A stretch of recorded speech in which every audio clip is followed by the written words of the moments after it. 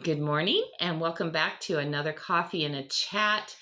I wish you could see out this window. I've got these curtains shut because it's a little bright out there today because everything is frozen. It's not snow or anything. It's just a very, very heavy frost that hit everything. And I don't know. I think it's beautiful, but it's also very cold in this room. I keep a little cooler anyway. So doing the grandma sweater, feeling all snug and just looking forward to talking to you guys for a few minutes this morning. Um, Marvin had sat down to pray with me before I did this, and just to really seek God on what he would have me share with you, and just everything, you guys, and everything that goes with this. And as he was praying, this thought came into my mind, this understanding, this realization. The light went on. A light bulb appeared over my remember those old cartoons and that light bulb would go on over their head? Yeah. That was a light bulb moment.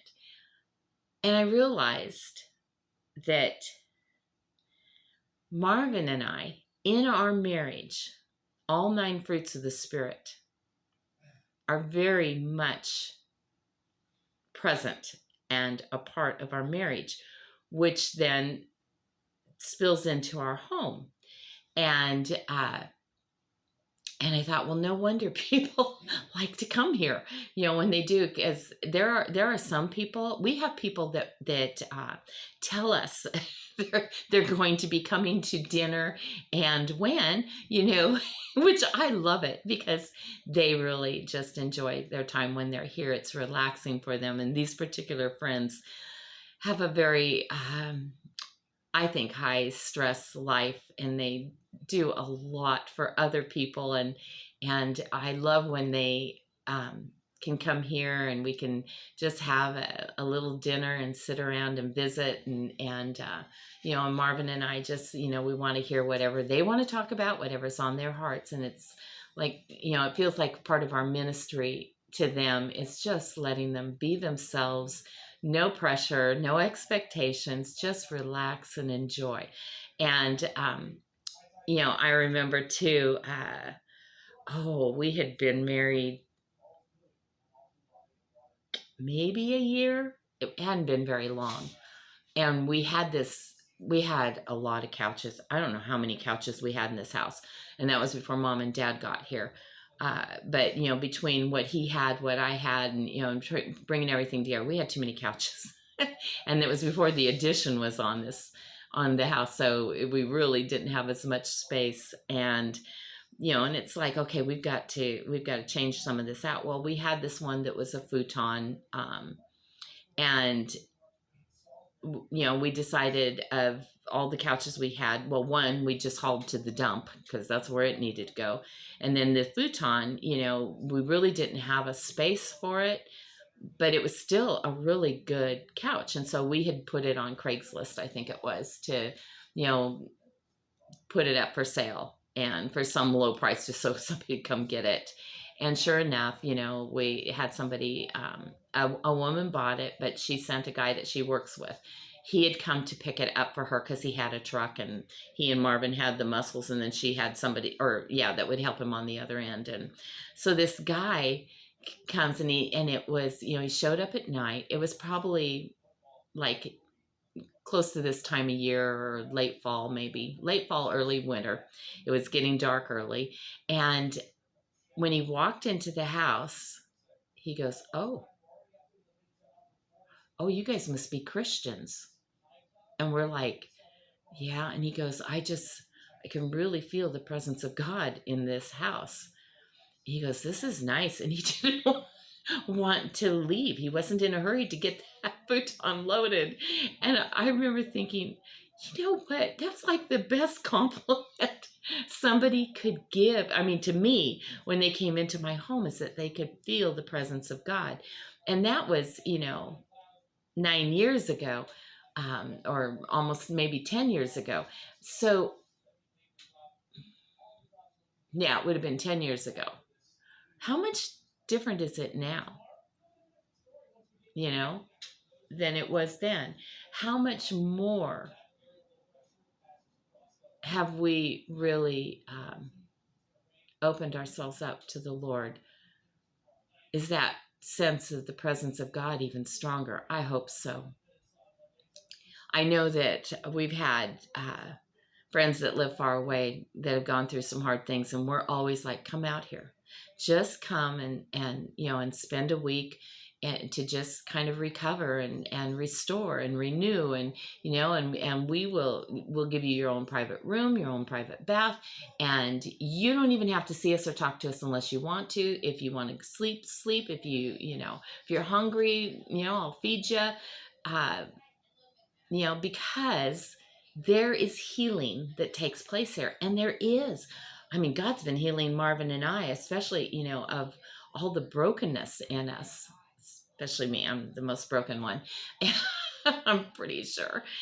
But this is a very peaceful place, and it is a place, I mean, you can walk the land and all, and just really experience God. You just can. So now, don't you all start showing up on my doorstep, because I do want some warning. but but yeah, and this isn't the only place on earth like that. And it's not that it's this place or where it's at. It's the presence of God. So as Marvin was praying, and I'm going, oh my word, all 9 of the fruits of the Spirit. And so if you don't know the 9 fruits of the Spirit, they are love, joy, peace, patience, kindness, goodness, faithfulness, gentleness, and self-control. And those are a part of our marriage. Our marriage is based up on those things. Those things are produced out of our relationship. And we were, after he finished praying, I shared this with him, and we're both like, we've never had a relationship where that was true. See, there's unconditional love between Marvin and I, and it's because God is the foundation. We don't put these expectations on each other. We don't ask each other to change. We don't try to force anything. We don't. Marvin was talking about how, it used to always be like in relationships, there's that tug of war. And I'm like, yeah, I know, where you're trying to get it your way, but they're trying to get it their way. And instead of getting on the same side and going, oh, this is so much better, which that's with Marvin and I, we are definitely partners, and we work together, and God is the foreman. He's the one that tells us what needs to be done, and we listen to him, and then there's no reason for there to be confusion or frustration or any of that. Now, we have peace. I've said this before, I've told you guys, there's peace in the midst of the storm for us, and chaos that happens around us, but we're at peace, and we're kind to each other. We don't fight. We never have fought. And I believe we never will. We do not always agree about everything, but we're very kind, and we're very grown up about it. And we discuss things, and we come to agreements. And if we can't agree, and there's only been one time we couldn't really come to an agreement, we weren't mad at each other. It was just we were trying to figure out what the right thing was to do, because it involved other people and stuff too. And so he thought, well, maybe this would be the thing to do. And I'm like, well, I don't know, maybe this is. And we just weren't sure. And so, our agreement is when that happens, you call for a third party, and that you both trust, who understands the situation, who has the wisdom to make a decision, and then trust God to give them the right decision. So whatever they say is what we do. So we did that on that one time that's ever happened. And it was no problem. And, and I've told that story before. The person that we called on, they said, actually, because we had both said how we felt about it, because they wanted to hear our feelings, and they said, well, I really think that in this situation, that what Marvin's saying, I think that would be the better thing to do. It's it's okay, you should do that. I was relieved when they said it. I wasn't like, oh, why didn't you not listen to me? It wasn't like that at all. It's like, okay, thank you, Lord. Now we know what we're supposed to do, and that's what we did, and it was the right thing, and it worked out great. So, do Marvin and I do everything right? No. Do we get it all right? No. What is the difference? The difference is that this whole relationship from the very beginning was not us going out and finding each other, but we had both surrendered at that point to the thought that we may never ever have, be married, that, again, that we may be alone for the rest of our lives if that's God's will. But we both knew that what we kept finding when we were looking was not good.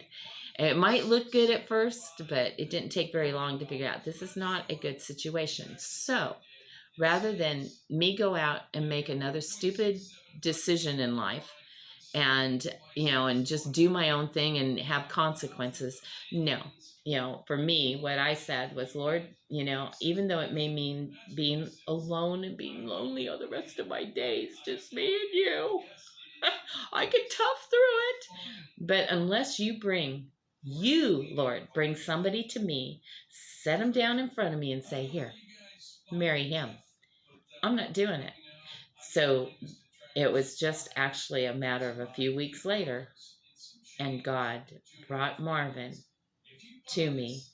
And I didn't realize it quite yet, although I think a part of me did. We were talking about it again the other day, and our one grandson, Damar, who was 14 at the time, he's really the one that, in being kind of silly and being this sweet little boy that he was. He's not little anymore, but he was then. But, he is the one that I would say that God used to introduce us. And I remember I kept, the next day after I had met Marvin, Damar's going, so what do you think, Grandma? I mean, I got a good feeling about this. And I'm like, honey, here's where your grandpa lives. Here's where I live. 3,000 miles between us. Nothing's going to come of this. And he kept saying, I don't know, Grandma. I got a good feeling. I told Marvin the other day, we were talking about it. I go, and and I think then I thought, yeah, I know, I do too. I wonder what my new house looks like. Because there is a part of me that looks back that I think I was a little nervous, because I think I did kind of have a feeling like this does seem like something different, but how could it ever be? How could that ever happen? Hey, when God has a plan, it doesn't matter what obstacles are in the way, it will take place. And so the Lord brought us together, but we had to keep seeking God. We knew that. And have we always done it right? No. We've made some mistakes and some goofy choices along the way that we had to back up and go, okay, not that. Because we were both so broken. And God had a lot of healing to do in us and a lot of restoration. But he's been doing it, and we are so much further along now, 10 years later than we were, 11 years later, because we were engaged for a year, and we'd known each other for a while before we got engaged. So, it's been a long time. And in that time, God's done a lot of work, and we're not all the way there yet, but we're getting there. But that was really cool this morning when I, realized that. And I know it's because the Lord laid it on my heart, and I just wanted to share it with you. See, we've got the possibility of a very pressure-filled week ahead of us. Well, at least I really do.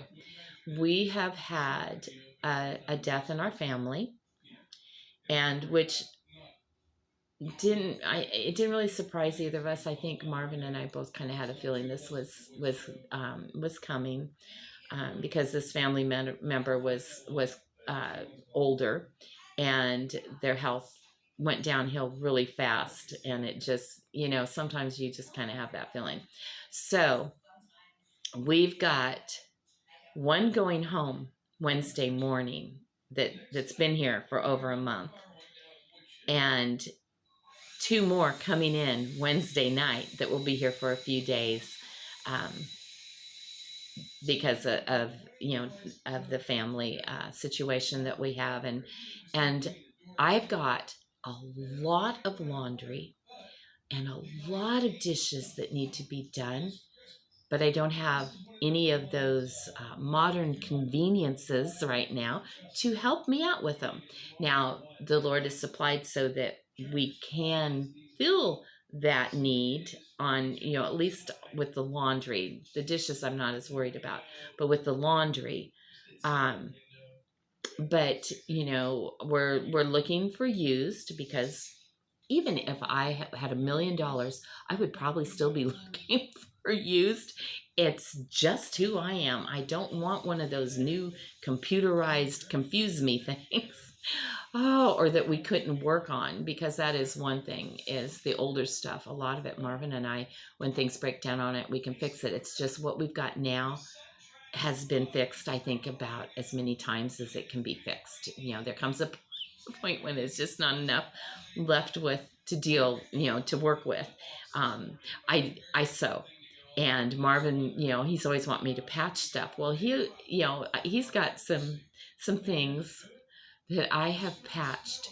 He's got this shirt, this long john shirt, and he, that it rips under the arm or down a seam or whatever, and I have mended and patched that thing so many times, and one day he came to me going, "Oh, it needs to be mended again." I'm like, "Honey, look at this.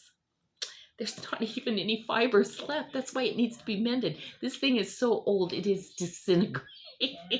There's got to be something to work with." And I think everything, eventually it comes to that point where there's nothing left to work with. And so you can't even put a patch on it because there's nothing to attach a patch to. And that's kind of where our laundry situation has gotten to. And so, and I've been praying, Lord, if it's not the right dryer for us or whatever, then close the door. And God keeps closing the door. So we haven't found the right one yet. We maybe have. I've got to check my messages and see if we've heard back from the guy, but maybe we have, and it would really be convenient if we could go pick it up today. So we'll see what happens, but it's okay. I'm saying all this because these are the kinds of things that used to just would have put me into a spin, and I would have been running around like a chicken with her head cut off. And if you know anything about chickens, you understand that's a real thing. And it's pretty awful. So yeah, I don't do that anymore. I'm just like, okay, I can wait on the Lord. I can have a little patience, because if I had not waited on him and been patient, including being engaged for a whole year before we got married, if I had not done what God told me to do the way God told me to, then I wouldn't have this amazing man and this amazing marriage. I'd probably be alone, or miserable. I sure like this a lot better. So it is worth waiting on God so that we have the right thing at the right time. And it could be that wherever we're getting the dryer from, that it's not even all about the dryer. Some of these others maybe would have been fine, but it might be about the person that has the dryer.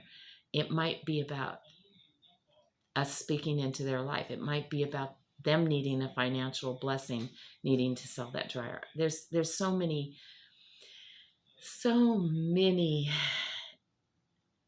things that work together like a tapestry. I said that the other day, and sometimes there's this thread that God works through that tapestry, and you're going, what is that? It's not even color coordinated with the rest. That makes no sense. Why is that there? But if I just wait on the Lord and don't worry about it, but just let him do what he's doing and trust he knows what he's doing, then it makes sense. When it starts to be completed, it's like, oh, now I can see it.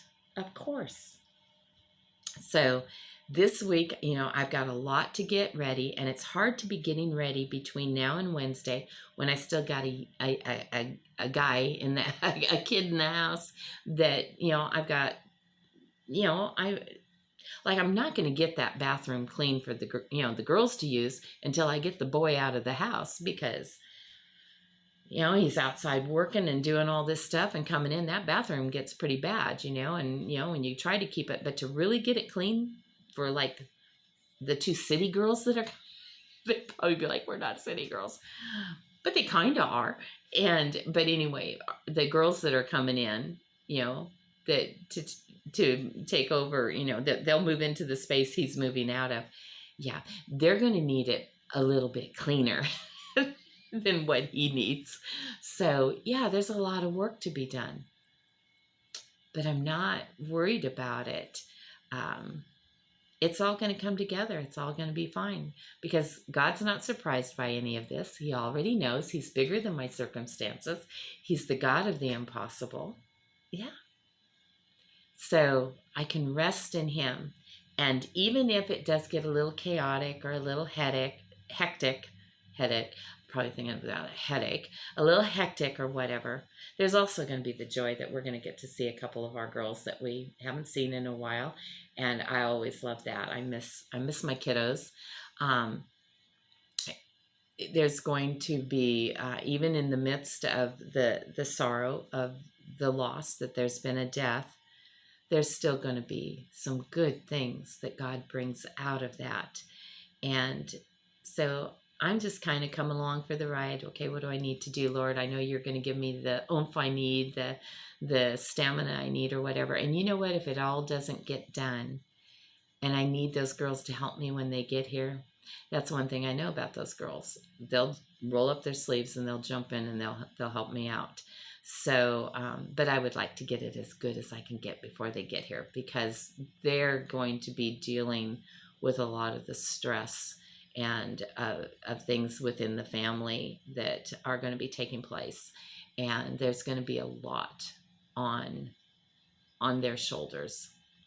And so I want it to be as nice for them and as restful. I want this to be a place that when they come back at night, they can relax and decompress, because there will be things that will be stressful for them this week. And so I can minister to them by making something a little better for them.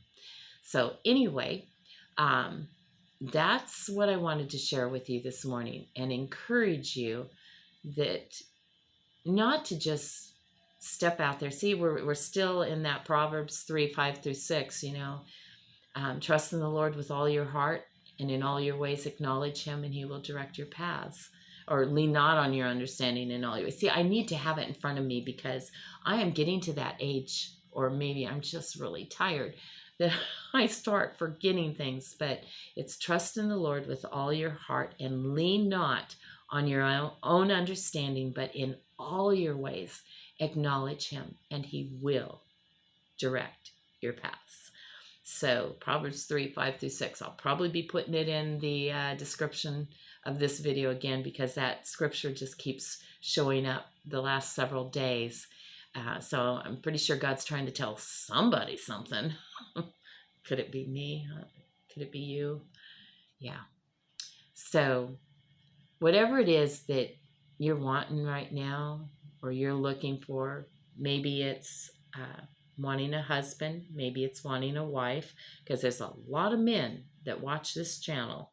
Maybe it's, I know that there's several women out there that have asked me to pray, to be praying for them, because you're wanting to get pregnant and have a baby, and it's not been happening. There's all, and then there's, the big things that we're trusting God for, and then there's even the little things, but everything, no matter how big or how little in our eyes, we should trust the Lord in all those things. And don't try to just solve the problem yourself, or provide what you need yourself. Don't just go out and do your own thing. I really advise against it. And I advise against it because that's never worked out good for me. I know it hasn't. But when I have waited on God and asked Him even about, I need to buy a dryer, I'm going to the, to the want ads or the classifieds or whatever. I'm going to these different websites where people are selling things. Now, Lord, I could go out there and get any of those dryers, but I've done that before, got it home, and it didn't work, or it didn't work for very long, or whatever. I'm buying something used that somebody's replaced. And I realize that. But I also have made purchases before like that, when I've asked the Lord to guide me, and had the thing last for years and years and years without any problems. So we have some areas around us that are very wealthy, and they have vacation homes that they come to here every year. And I have found that a lot of times you want to get a good deal on furniture or appliances, because every couple of years they change out what's in there and it's not used that much because it's just a vacation home that occasionally people are at. And it's like, I would never be replacing these things because I'm going to use it until I can't use it anymore. But then people, they're like, there was even a free washer and dryer that was just fine. But again, they said they had got all new appliances for Christmas. And so they didn't need these anymore, and they were going to haul it to the dump. And somebody's like, why? And when I saw the pictures, they looked like brand new, and they're like, that's true. Maybe somebody else needs them. Maybe not everybody can afford to just go get an appliance. So they gave them away. And I thought, I told Marvin, do you think this could be ours? Well, somebody else, they had given them to somebody else before, and we were on there within an hour of when they posted it, and I'm sure you put something up and they're going to give it away free. It's fast, but it didn't bother me. That would have been awesome, but that wasn't the washer and dryer that God had for us. So, okay. I mean, our washer's still running, but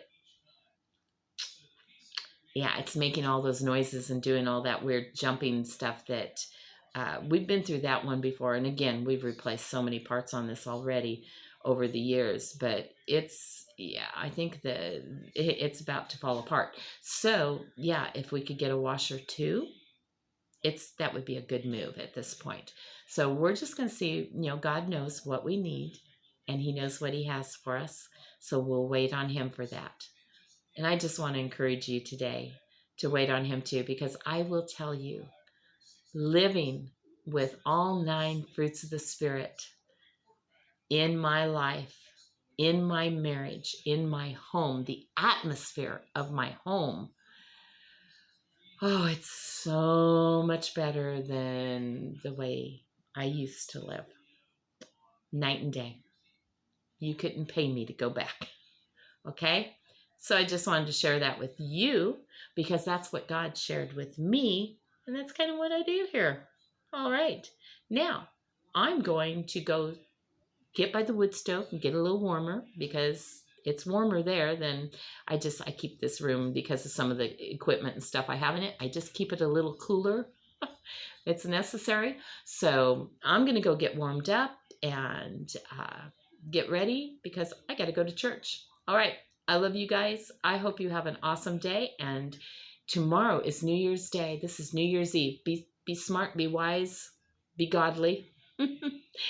And tomorrow we get to start a whole new year on the calendar and see what God has planned for that. All right. I love you guys. I'll talk to you tomorrow or next year.